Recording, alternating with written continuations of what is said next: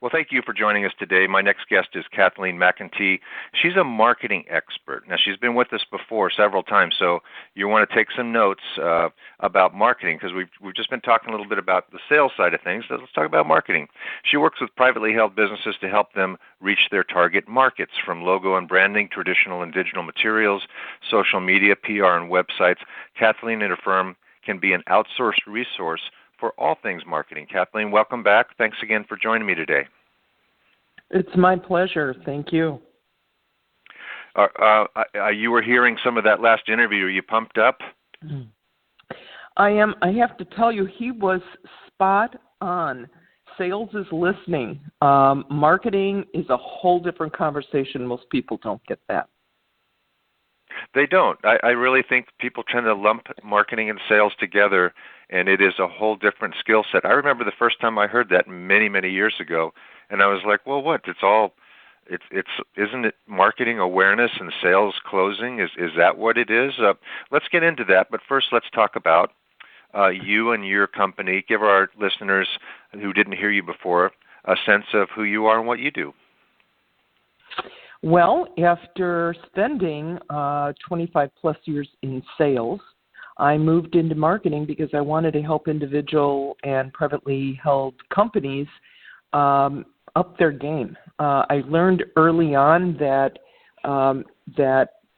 they knew instinctively how to sell the widget. They just didn't know instinctively, once they sold their widget to all their friends and family, how to reach out into the marketplace. And that's what we help people do. So everything from logo and branding development and most importantly, help create the messaging to identifying who the target market is and what kind of means would reach the target market. So everything from email, developing digital emails to ads, marketing materials like brochures. We are very, very heavily involved now in social media and in these days PR and websites. So we can be a complete outsourced marketing department, or we can support organizations who need something specifically done. Now, in your career, there have obviously been a lot of changes in marketing media and messaging, but you must be fascinated by what you're seeing during COVID-19 with the change in the marketing messages on TV, and especially what we're going to talk about today. Should companies be thinking about marketing during this time, depending on their industry, and what should they be doing to prepare to come back? Well, it's very interesting. This situation has put marketing on steroids, and it's really separating old school from people who are thinking nimbly and innovatively in the way of marketing. For example, what I have been telling all of our clients is right now, marketing is about communication, communication, communication. We don't have to worry about clever words. We don't have to worry about clever taglines. We need to communicate. And this has really spotlighted the need to communicate to just more than your customer segment. In this day of working from home, you have to communicate to your employees. Your employees are just as important as your customers. You do have to communicate to your customers. You have to communicate to your vendors and your suppliers. And that conversation's all different. And the means of communicating with them are different. So we have a client who, unfortunately, has 3 locations, and they are not considered an essential business, and so those locations are shut down. And so they have about 150 employees at home on furlough.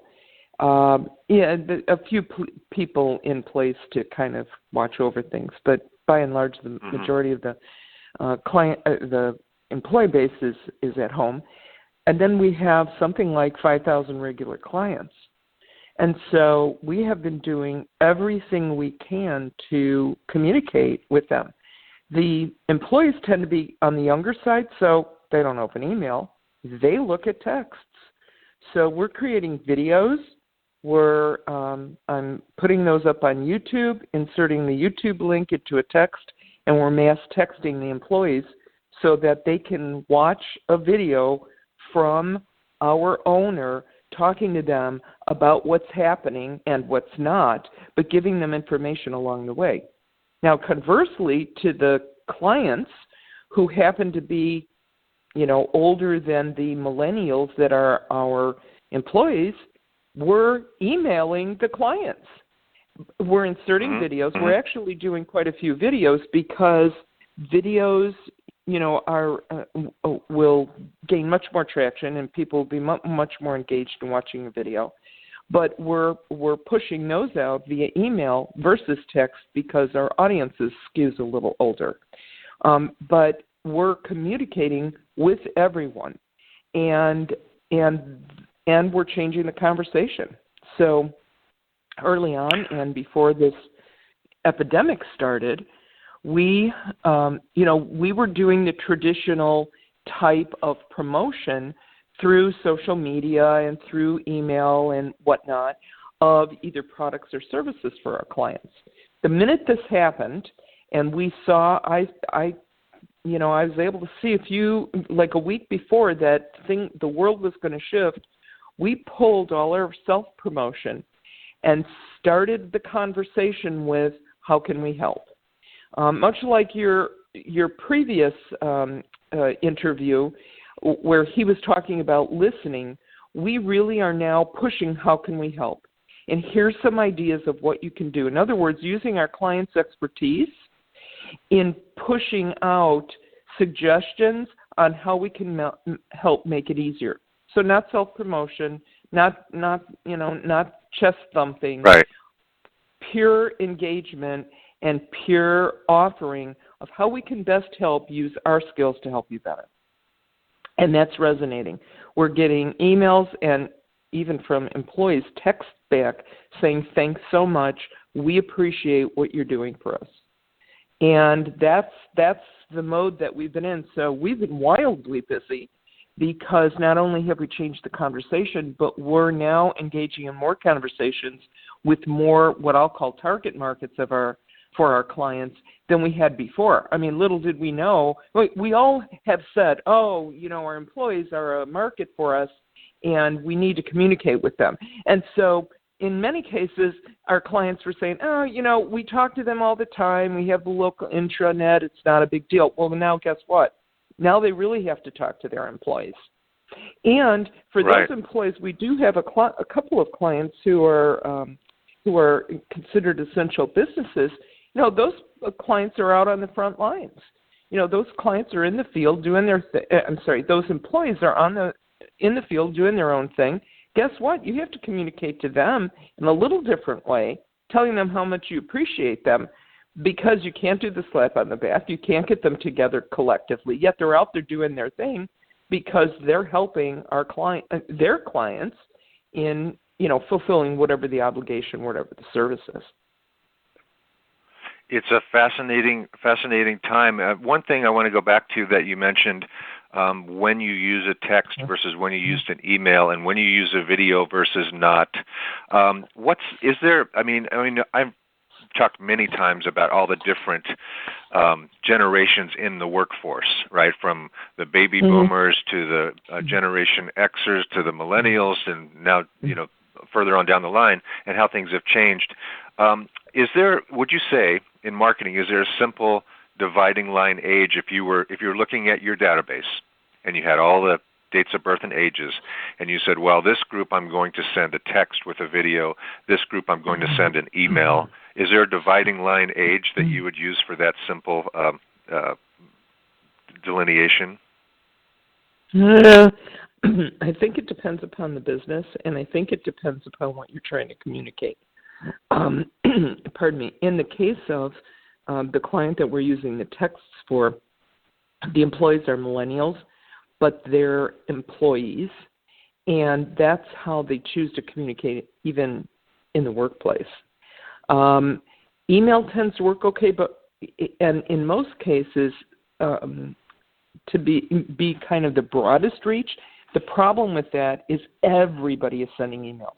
I mean, this morning I opened my computer up. Oh yeah. And while I had 200 saved emails, I have another 200 on top of that because everybody and their brother is sending out emails. So you need to kind of shake it up a little bit. In one case, we texted clients because we weren't so sure from the results that I was seeing from our software. We were only getting, now this is high by software company standards, we were only getting a 50% open rate, which sounds pretty good. But what about the 50% that didn't hear from us, right? So we chose to both text and email thinking, okay, well, if it's overkill, it's overkill. But you know what? Our competitors aren't doing anything out here. So even if we're overkilling by sending a text and an email, at least we're getting to them. What we're not doing is we're not bombarding them. We're not emailing or texting them every day, which people are sick and tired of, right? Yes. And they're always trying to sell you something, and you get that, the retailers are having a problem. But, there comes a point where you're going to totally turn people off. And every day that I get an email from one retailer, every day it's a different promotion. You know what? That's off-putting too. So, you have to be careful about how frequent, what the frequency is, but you also have to shake up what you're doing. So in some cases, some of the emails are emails, and we're using pretty pictures. And in other cases, the email is a video.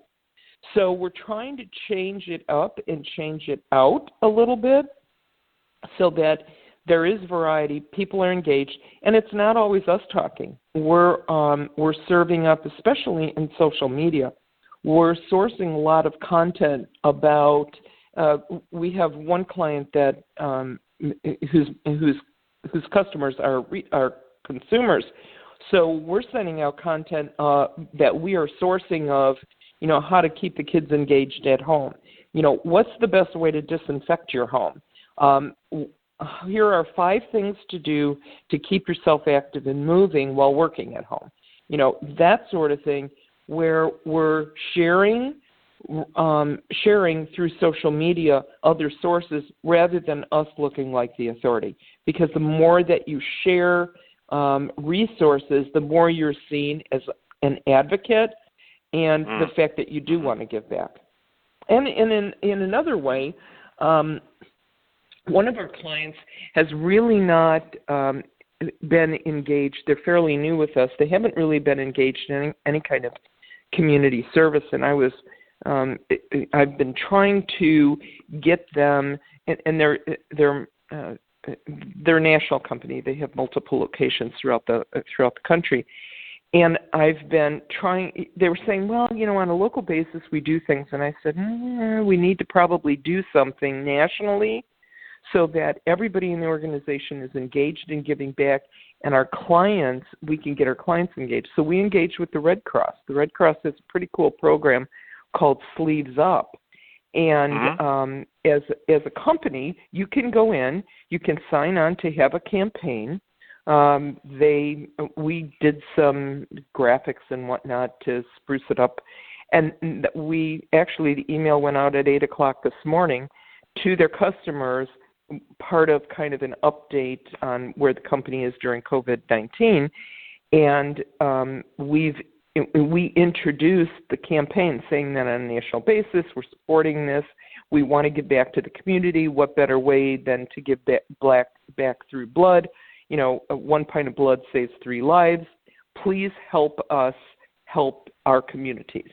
And so we're going to be promoting that campaign. So rather than, come buy our products, it's going to be, please join us in our Sleeves Up campaign to give back to the community. So changing the conversation, doing things a little differently, shaking up how and who we're talking to, and doing it regularly but thoughtfully without bombarding them. In the general marketing, for instance, in TV ads, I know one of the biggest spenders of ad budgets is auto insurance companies and insurance companies. And I notice like some companies have a somber message from their CEO at home with his shirt sleeves rolled up, saying we're concerned and care and all this. And others just seem like they continue on with their humor-based kind of ads. Is that? After a while, if you go through a commercial break and everything's like, we know everybody's shut down, is it kind of too much? Should people just stay consistent with their advertising and marketing campaigns if they've got a good thing going and not be part of the herd? Well, I think they need to. I think those that are not addressing the crisis, that's going to bite them later on. Now, to your point, there are some that are very somber, but there are others that are not making light of it, but kind of embracing it, saying, hey, we get it. We're out here. Let us know if you need us, kind of thing. But I think those who are sticking their head in the sand and ignoring it are going to be there. There's going to be a problem. It was interesting. I am, from years of traveling, I'm part of the Delta Airlines frequent flyer program, and they started a series. It's a once-a-week series of emails to their member list, and it's an email from the CEO, which I think is important because these guys and gals tend to be on the background, and the head of customer service will email you every once in a while, or you get the rah-rah emails about how you've become an elite member and all that. But it's always from some obscure person. But their CEO has started emailing people very direct, talking about what the challenges are, what they're doing about it, how they're doing it, and, ending on a positive note. He also created a video, and they've done a couple of videos, and it has been with his shirt sleeves up, but it's not staged. He's not reading from a script, and I think he's going to get a lot of mileage out of that. Now there's another, trying to think, it's another airline. I think it's an airline that sent out communications, and it was from the head of customer service. It was very scripted, and it was not genuine. So whether it's a TV commercial or whether it's a video in an email, I think all of this is going to come back to bite them. And, many of these ads tend to be impersonal. My sister was telling me that she received an email from her auto insurance company. You brought up auto insurance. And, her auto insurance company is advertising like everybody else. But guess what? She got an email and it said, during this COVID-19 problem, we know you're not driving. Guess what? We're going to reduce your premiums by 20% over the next 3 months. So whether it's to preempt something, whether it's to genuinely give back, those kind of communications, people are going to remember those kind of communications. Absolutely. If there's ever a time to engage someone in this changing environment regarding your marketing campaign, it would be now. And Kathleen is offering a 1-hour marketing consultation via Zoom, which we all love, to discuss marketing ideas and tactics with business owners who are looking for new, fresh ideas when the world starts to come out of shelter in place, which we hope is soon. And Kathleen, I think the best thing probably for them to do is to go to your website. I'm going to tell our listeners it's www.kmcenteeassociate.com. I'm going to spell that out. KMCENTEEASSOC.com. Of course, if you're having trouble finding that, just Google Kathleen McEntee. She's everywhere on the internet. So being a good marketing person. Thank you so much. Really, really interesting times for marketing, and I wish you and your family and your clients the best of everything. Stay safe, and join us again sometime soon, will you? Thank you so much, Bill. I really appreciate it. Stay safe and stay healthy. Thank you.